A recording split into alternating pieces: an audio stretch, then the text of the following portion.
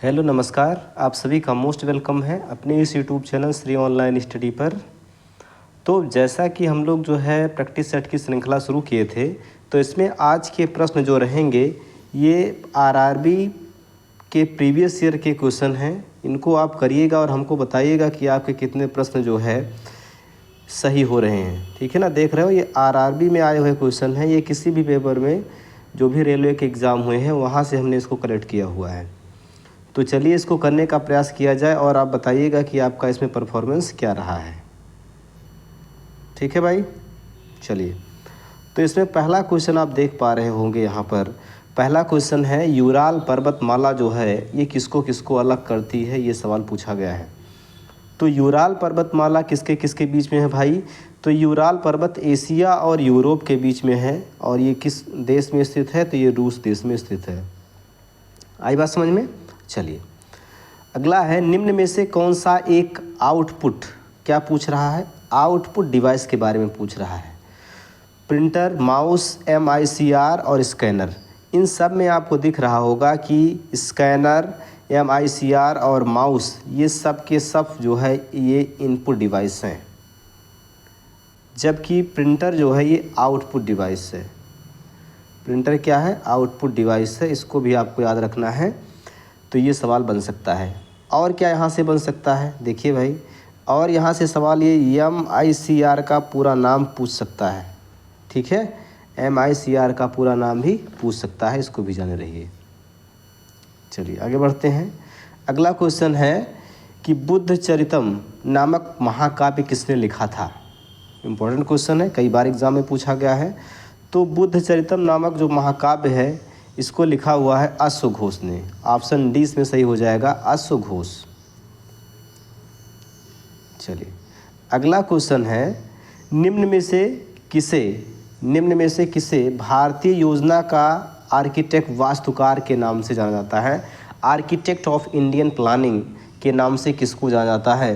तो इसमें प्रशांत चंद्र महालनोबिस, PC महालनोबिस जो हैं, इनको भारत में योजना का वास्तुकार माना जाता है। इन्हीं के कहने पर भारत में 5 वर्षीय योजनाएं चलाई गई थी। नेक्स्ट क्वेश्चन देखिएगा क्या कह रहा है। पांचवा क्वेश्चन, को किसी अन्य को अंतरित नहीं किया जा सकता। ये उस व्यक्ति की आय लाभ पर अधिरोपित किए जाते हैं और उसका भुगतान क्या है? ये टैक्स के बारे में पूछा हुआ है कि ऐसे कौन से टैक्स हैं जो आपको खुद ही अपने आय और लाभ पर देने होते हैं। तो भैया ऐसे कर जो हमको स्वयं देने होते हैं उनको हम कहते हैं प्रत्यक्ष कर या डायरेक्ट टैक्सेस। ठीक है, जैसे आयकर। आयकर किस प्रकार का टैक्स है? तो आयकर जो है एक प्रत्यक्ष कर है। ठीक है, जो किसी अन्य पर आप ट्रांसफ़र कर सको, जैसे बिक्री कर हो गया। तो ये सब जो है कैसे कर होते हैं? ये अप्रत्यक्ष करों के अंतर्गत आते हैं। चलिए नेक्स्ट क्वेश्चन देखिएगा क्या कह रहा है, इसमें से किस रोग से पीड़ित रोगी नेत्रदान नहीं कर सकते? तो एक बात पहले ये जानिए कि नेत्रदान में आँख के कार्निया का दान किया जाता है। ये भी रेलवे में आया हुआ क्वेश्चन है। नेत्रदान में आँख के किस पार्ट का दान किया जाता है? कार्निया का। जो आगे सामने आँख के काला काला हिस्सा दिखता है थोड़ा उभरा हुआ, वही गोल सा हिस्सा क्या है? कार्निया है। उसी का नेत्रदान में दान किया जाता है। और जिस भी व्यक्ति को डायबिटीज़ की समस्या हो, मधुमेह की समस्या हो, वो नेत्रदान नहीं कर सकता है। इस बात को जाने रहिएगा। ठीक है। क्या पूछा है? एक सेकेंड रुक जाइए। इनमें से किस रोग से पीड़ित व्यक्ति को कैन डोनेट आई? हाँ, डोनेट करने का मतलब ये है कि यहाँ पर जो है नहीं होना चाहिए था, है ना। क्वेश्चन थोड़ा सा हमें लगता है मिसप्रिंट हो गया, नहीं कर सकता है। तो ये होगा कौन सा? मधुमेह। ठीक, चलिए अगला क्वेश्चन देखिएगा क्या है। जोंक या लीच किस संघ का जंतु है? तो जोंक जो है केचुआ और जोंक ये एनेलिडा संघ के जंतु हैं, इसको याद रखना है।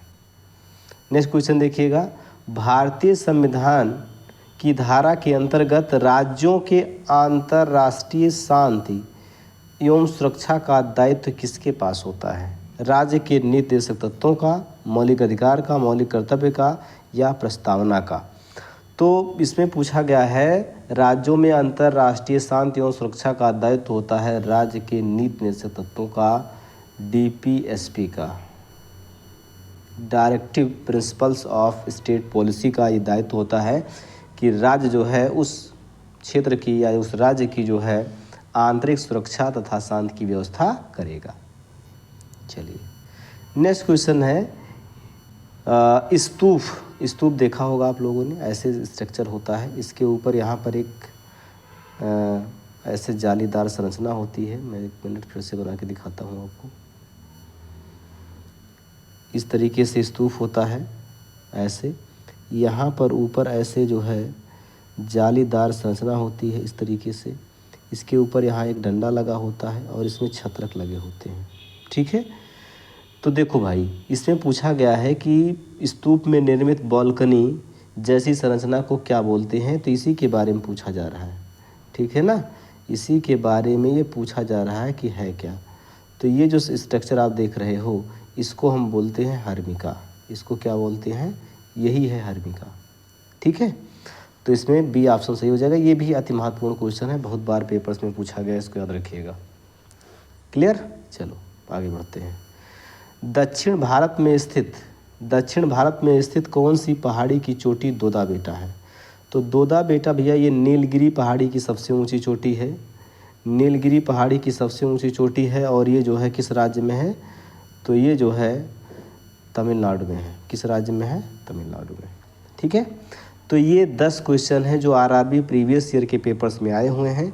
इनको आप अच्छे से देखिएगा और ये बताइएगा कि आपकी तैयारी कितनी अपडेटेड है। ठीक है, मिलते हैं कल की क्लास में एक नए प्रश्न श्रृंखला के साथ। थैंक यू सभी को।